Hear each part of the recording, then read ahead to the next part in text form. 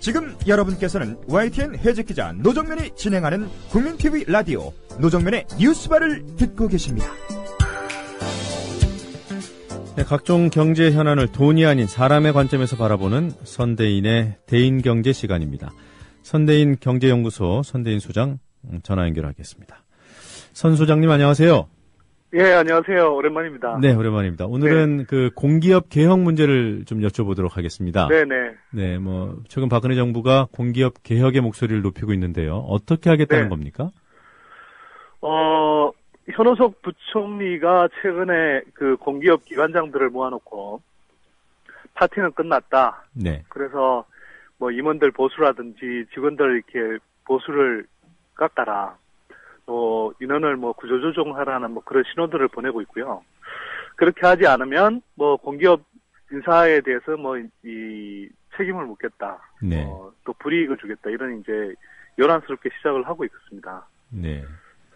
늘 하는 얘기지만 공기업 방만 경영, 예산 낭비. 네네. 네. 많이 들어보던 얘기긴 한데요.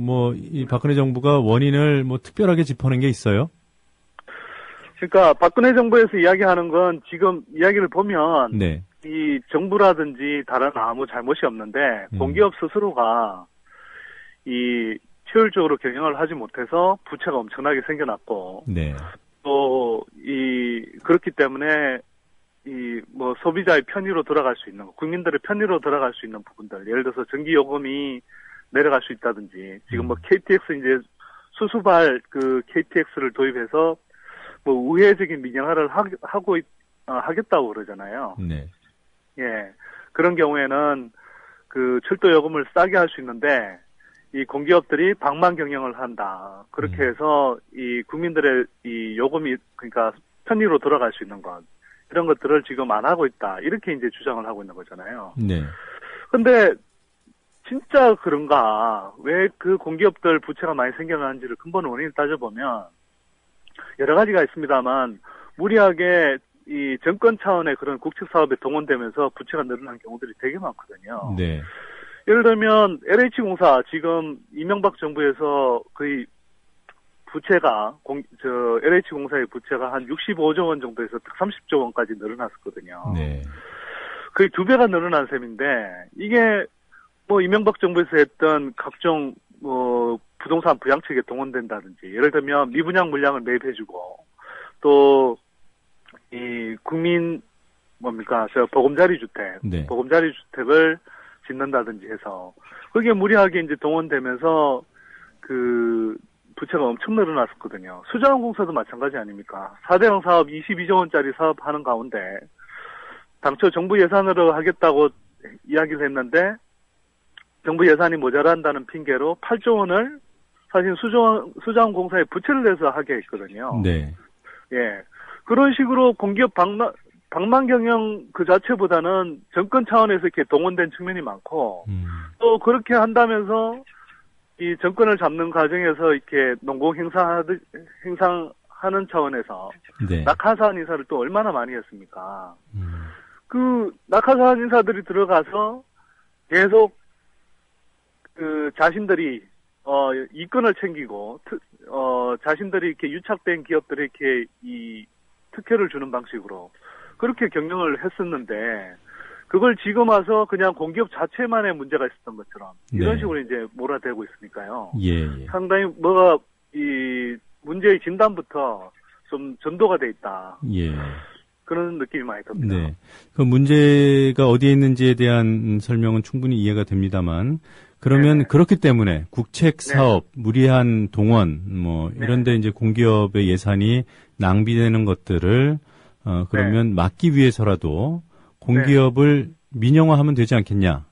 이런 주장들이 나올 수 있지 않습니까? 실제로 보수 언론들은 민영화가 아주 매우 좋은 방안인 것처럼 보도를 하기도 하는데요.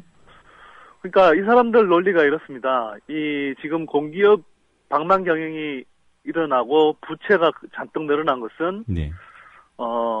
민영화를 하지 않아서 그렇다. 쉽게 말해서 이걸 굳이 적극적으로 나서서 경영을 효율화할 의지를 안 보인다든지 네. 또는 뭐 부채를 절감할 노력을 충분히 보이지 않고 있다. 그건 뭐 이 경쟁이 없기 때문이다. 이런 이야기를 주로 합니다. 네. 근데 우리가 조금만 생각해봐도 굉장히 이상하게 느껴지는 거예요. 그러면 예를 들어서 건설업계들 지금 뭐 다 구조조정 지금 줄바람이 이렇게 일어나고 있지 않습니까? 네. 예. 이렇게 되고 있는데 결국 그건 건설업체들도 실제로는 계속 방만 경영을 많이 했던 부분이 있고, 또 경영상의 판단에서 굉장히 이제 문제가 많았던 거죠. 예를 들어서 부동산 거품이 부풀어 오를 때 막 편성해서 마구잡이 사업을 벌였다가, 네. 지금은 이제 그걸 감당하지 못해서 다들 이제 주저앉고 있는 그런 상황들 아닙니까? 또 거꾸로 이 인천공항공사 같은 경우 지난 정권부터 이제 민영화 논란이 이제 거듭됐었는데요. 인천공항공사 같은 경우는 매년 수천억 원씩 흑자를 낼 정도로 굉장히 효율적인 기업이지 않습니까, 지금. 예. 그리고 세계에서 그 8년 연속 세계에서 가장 이렇게 그 항공 서비스가 뛰어난 그 공사라고 해서 이렇게 이제 상을 받고 있는데요. 그런 정도인데 무조건 민영화를 하고 뭐 경쟁을 도입하면 만사가 해결된다 이런 식으로 이제 접근을 하고 있는 거거든요. 그래서 그런 부분에서는 상당히 좀 너무 단순 논리다. 네. 그리고 결국은 말은 뭐 민영하다 또 경쟁 체제 도입이다 이렇게 이야기를 하지만 결국은 그 일부 민간 기업들 특히 이제 재벌 대기업들한테 어떤 일종의 사업적인 특혜를 주려는 것 아니냐 이런 예. 의심을 자꾸 이제 사게 하는 거죠. 네. 이 대목에서 그 국민들이 좀 헷갈릴 수 있는 것이요. 그러니까 네네. 이해를 따져보면, 네. 자, 이 공기업 하나가 특정 분야를 맡고 있는 것보다는 여러 개의 네. 민간 기업 체제로 돼서 서비스 경쟁을 하다 보면 서비스 질도 높아지고 당연히 요금도 네. 싸지는 것이 아닌가 뭐 이런 기대를 네. 할 수 있지 않습니까? 그렇게 되면 좋은데요. 지금 예. 그런 의미에서 뭐 실제로 이렇게 진행이 된다면 뭐 일정하게 그런 경우에 한해서는 뭐 굳이 반대할 이유는 없습니다. 근데 지금 남아있는 특히 이제 그 교통 분야라든지 네. 또 에너지와 관련된 그런 분야에서는 사실상 잘 보시면 많은 부분 이 공기업들이 이 독점 내지 과점 체제로 되어 있습니다. 네. 그러니까 지금 저 KTX 출도 같은 경우도 지금 독점이잖아요. 예. 그러니까 이 독점 체제로 되어 있는 것을 뭐 다른 이제 경쟁 체제를 도입하겠다 이렇게 이야기를 하는데요. 네. 실제로 경쟁 체제가 도입되느냐 하는 거죠. 그렇게 해서 예를 들면 KTX 수소발 그 사업은 누가 보더라도 알짜배기 사업이라는 걸 다 알고 있습니다. 네. 그러면 거기에 이 민간 회사가 참여할 수 있도록 해준다라고 했을 때 그렇게 들어온 민간 회사가 수익을 남기기 위해서 굉장히 노력할 텐데 네. 그 알짜배기 노선을 가지고 가만히 있어도 장사가 되는 노선을 가지고 일부러 요금을 인하해가면서 그렇게 물론 상대적으로 서비스를 겉으로 좋게 보일 수 있도록 할 수도 있습니다. 그런데 네. 과거에 이제 영국의 경험을 이렇게 비춰보면 실제로 그렇게 민영화한다고 했을 때 그리고 여러 개 업체가 들어와서 이렇게 이 철도를 운영할 때 실제로 요금이 싸진 게 아니라 굉장히 요금이 올라가면서 네. 그 전체적으로 부채도 엄청나게 늘어났었거든요. 네. 네. 그렇게 보기가 힘들고요. 특히 KTX 경우에는 지금 코레일이 KTX를 운영하고 있는데 거기에 대해서 지금 자회사도 KT발 죄송합니다. 그 수소발 예. KTX 운영도 이 코레일이 참여하는 자회사를 통해서 운영하겠다는 거거든요. 네. 그러면 코레일이 자기가 직접 운영하는 회사가 있고 자기가 지분을 참여해서 그 운영하는 자회사하고 같이 경쟁한다라는 것인데 네. 사실은 어찌 보면 똑같은 두 기업이 쪼개져서 경쟁을 하는 식으로 한다라는 것이거든요. 그렇죠. 근데 네. 그게 그런 의미에서 진정한 의미에서 경쟁이 되겠느냐 하는 네. 거죠. 굳이 그런 구도를 네. 만든다는데 또 수천억을 들인다는 거 아닙니까? 그러게 말입니다. 지금 수천억을 들여서 이제 그렇게 이 경쟁 체제를 명분상으로는 경쟁 체제를 도입하겠다고 하는데 네. 그게 지금 여의치 않으니까 정부에서는 이제 여러 가지 방식으로 지금 뭐 논리를 펴고 있습니다. 이 민영화가 아니다. 네. 또 국민들이 참여할 수 그 지분을 참여할 수 있도록 하겠다. 뭐 이런 식으로 이야기를 하고 있습니다만 결국 이게 이제 장기적으로 가면 뭐 국민들이 참여하게 한다고 그러지만 실제로 얼마나 참여할 수 있는지도 지금 불투명한 상황이고요. 네. 결국은 그 국민들이라는 포장 안에 민간 대기업이 이렇게 참여할 수 있도록 그렇게 길을 펴주는 것 아니냐 이런 예. 우려를 상당히 자아냅니다. 사실 말씀 들어보니까요, 이해가 좀 더 명확히 됩니다. 그 민영화 대상이 되는 부분들은 대부분이 다 이제 공적 영역에 있던, 그러니까 독점 체제로 네네. 운영되던 것을 네. 이제 문호를 개방하는 것인데 그리 돼봐야 어차피 과점이라는 거죠.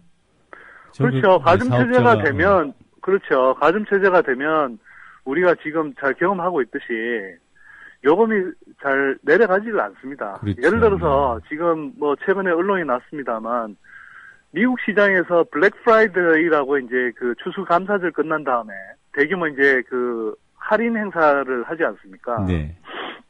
그래서 거기에서 이제 국내에서 뭐 450만 원이 넘는 그런 이제 삼성전자 TV가 거기서는 200만 원도 안 되는 가격에 이제 팔리는 뭐 그런 현상이 이제 나타나서 국내에서 이제 직수입을 하는 게 유리하다 뭐 이런 언론 보도도 나지 않았습니까? 네. 그러니까 실제로 한국의 경우는 재벌 대기업들을 중심으로 해서 주요 이제 이 소비재 상품에서 거의 다 독과점 체제가 이루어져 있거든요. 네. 그러니까 실제로 해외에서보다 국내 소비자들이 엄청나게 이제 사실 바가지를 쓰고 있는 셈이죠. 네. 그런데 이런 구조에서 기본적으로 자연 독점 상태가 돼 있는 그런 그 공공부문의 교통 영역에서 뭐 이 다른 한두 개 기업을 더 끼워 넣는다고 하더라도 네. 이게 실제로 외국의 경험을 보나 한국의 지금까지 이렇게 진행되어 온 그 이 산업 독과점 구조를 볼 때 네. 소비자들의 이익으로 돌아오기보다는 그냥 대기업들을 위한 사업거리를 만들어주는 물에 네. 예, 거칠 가능성이 높다. 그렇겠네요. 그렇게 봅니다. 예, 일단 한번 민영화를 하면 또 뭐 규제를 풀어야 된다, 어쩐다 이런 얘기가 나오고 또 어차피 그러니까 지속적으로 그런 방향으로 가고 있잖아요. 예, 우리가. 어차피 네. 과점이라서 가격 경쟁력, 가격을 또 뭐 다운시킬 그럴 일도 없어 보이고 오히려 네. 공적 영역인 게 그대로 두고 의회가 감시하도록 하는 것이 국민 입장에서도 훨씬 유리하겠군요. 훨씬 유리하다고 저는 봅니다. 네. 왜냐하면 뭐 지금도요. 그 코레일의 경우에도 마찬가지인데요. KTX 운영을 하면서 적자가 늘어난 부분보다는 네. 아까 이제 앞에서도 말씀드렸지만 그 정부가 잘못된 이 정책을 펴거나 정부의 이제 그러니까 잘못된 정책 거기에다가 이 건설 과정에서의 굉장히 이제 이 예산 낭비가 심했던 부분 이런 것들이 지금 부처럼 남아 있는 경우들이 되게 많거든요. 네. 조금 더 구체적으로 말씀드리면 인천 경인철 잠깐 공항철도 말씀이신가요? 예, 인천공항철도. 네. 죄송합니다. 인천공항철도를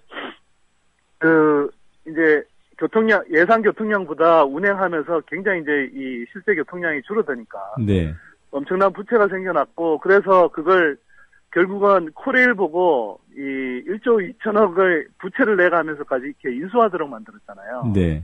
결국은 이게 그 국토교통부의 관료들의 그런 정책 실패에 따른 것인데 그 네. 부채를 사실은 결국 코레일이 이제 떠맡으식으로 이렇게 돼버렸거든요. 근데 그러고 나서는 이제 와서 그 코레일이 방만 경영을 하고 있으니 뭐 임원들 뭐 보수를 줄이라든지 노동자들 수를 줄이라는 식으로 지금 가고 있지 않습니까? 네. 그러니까 그게 올바른 방향이 저는 아니라고 본다는 겁니다. 물론 방만 경영의 여지가 있으면 그런 부분들은 우리가 이 경영 효율화를 통해서 일정하게 그 개선해야 될 부분이 있겠지만 네. 지금 정부가 집권하는 식은 아니라고 보고요. 오히려 그 좀 더 효율적인 경영을 할 수 있는 경영 합리화를 할 수 있는 그 낙하산 인사와는 무관한 그런 이렇게 전문 경영인을 이제 이 공모해서 이제 선임할 수 있도록 하고요. 네. 또 선임할 수 있도록 하고 또 그들을 견제할 수 있는 그 전문가들로 감사위원회 같은 것들을 구성해서 방만 경영이 쉽게 일어나지 않도록 하고 또 한편으로는 정부가 공공 차원에서 적절한 공공요금이 얼마인가 이런 것들을 파악해서 정 필요하다면 정부 예산으로도 이렇게 지원해 줄 수 있는 뭐 그런 네. 구조를 만드는 게 차라리 요금을 좀 더 낮추면서 그러면서도 좀 더 공기업답게 네. 이 지속 가능한 경영을 할 수 있도록 그렇게 만드는 구조라고 봅니다. 네. 뭐 당연히 그 정부의 책임을 공기업에 떠넘겨서는 안 되겠습니다만은 또 공기업 네. 내부에 있는 그런 누수들이 있지 않습니까? 아까 혹시 하신 말씀이 그 청취자들께 오해가 될까 말씀을 드리는데 네네. 그 공기업 임원들의 그 터무니없는 그런 연봉들, 네네. 네, 그리고 또 뭐 성과급 잔치들 이런 네. 부분들하고 자, 그런 이제 민영화의 어떤 논리하고는 네. 좀 구별해서 봐야 되는 네. 거죠. 저도 그렇게 생각합니다. 그래서 이제 뭐 말씀하셨다시피 오늘 제가 이제 그 민영화 정부 민영화 추진 그 정책들에 대해서 이제 조금 뭐 이 비판하는 네. 그런 이야기들을 많이 하다 보니까 이제 조금 오해를 살 수 있을 것 같기도 한데요. 그런 게 문제가 없다라는 게 아닙니다. 네. 근데 이제 지금 핵심적인 문제가 거기에서 비롯된 게 아닐 가능성이 높다라는 거죠. 네. 예를 들면 노무현 정부 때도 뭐 방만한 경영이다, 뭐 임원들의 이제 그 엄청난 보수다 이런 걸 이제 문제 삼았는데 실제로 노무현 정부 때 공공부채는 이명박 정부 이래로 지금 늘어나 있는 공공부채보다는 훨씬 적었거든요. 네. 또 한편으로 이렇게 생각해 보자면 그 아까 말씀드렸다시피 낙하산 인사를 정권 차원에서 하고 있으면 그 사람들이 전문성은 없는 가운데 이권 챙기기에 몰두하고 있다 그러면 그 사람들을 스스로 보수를 챙기면서 아래 사람들 보고 이렇게 허리띠를 졸라매라 그러면 졸라매겠습니까? 네. 결국 이제 윗물이 맑아야 아랫물도 맑아질 수 있는 것인데 지금 하고 있는 것은 윗물은 잔뜩 흐리도록 해놓고 네. 아랫물만 너희들은 맑아라 이렇게 이야기를 한다면 그게 잘 되기가 어려운 거죠. 또 네. 많은 분들이 좀 이렇게 오해하시는 부분 중에 하나가요.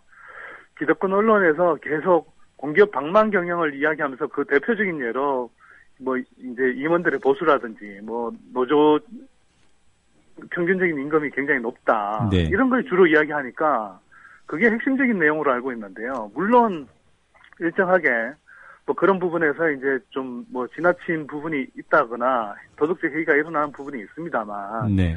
실제로 그런 그 임원들 보수의 문제 이런 것과 관련해서 그게 전체 그 예산 운영 예산이라든지 공기업의 운영 예산이라든지 또 부채에 차지하는 비중은 굉장히 낮습니다. 네. 0.1%뭐 1%도 안 되는 그런 경우들이 굉장히 많거든요. 네. 네. 네, 그런 걸 가지고 문제의 본질인 것처럼 그렇게 이렇게 그 접근하는 건 문제라는 겁니다. 예. 자, 지금 시간이 거의 다 돼서요. 그럼에도 불구하고 뭐 빚잔치를 하고 있는 일부 공기업들 임원들의 그런 성과급 잔치 등은 이제 분명히 뭐 시정돼야 하는 것이고요. 그리고 그렇다고 해서 이 공기업 부실의 문제를 공기업에 다 떠넘겨서는 안 되고 뭐 정부 스스로도 그 낙하산 인사를 지금도 막 보내고 있지 않습니까? 이 정부 들어서도. 박근혜 정부 들어와서 지금 이명박 정부 때보다 낙하산 인사 비율이 더 높아졌다는 언론 보도가 있었습니다. 예, 지금 저희가 방송 이제 정리를 해야 될 시간이라서요. 이쯤 듣도록 하겠습니다. 예, 고맙습니다. 예, 안녕하세요.